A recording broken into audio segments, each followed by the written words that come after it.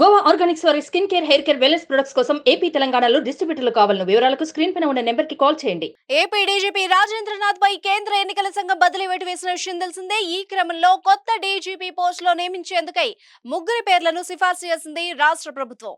IPS అధికారుల జాబితాలో సీనియర్లుగా RTC MD Dwaraka Tirumalarao, Madireddy Pratap, Harish Kumar Gupta పేర్లను ఈసీకి పంపించింది. ఏపీ కొత్త డీజీపీగా హరీష్ కుమార్ గుప్తాకు ఈసీ ఎంపిక చేసింది. సోమవారం సాయంత్రం 5 గంటలలోపు బాధ్యతలు తీసుకోవాలని ఈసీ ఆదేశించింది. ప్రస్తుతం హరీష్ కుమార్ గుప్తా హోంశాఖ కార్యదర్శిగా ఉన్నారు. డీజీపీగా హరీష్ కుమార్ తక్షణమే బాధ్యతలు తీసుకోవాలని ఈసీ ఆదేశించింది.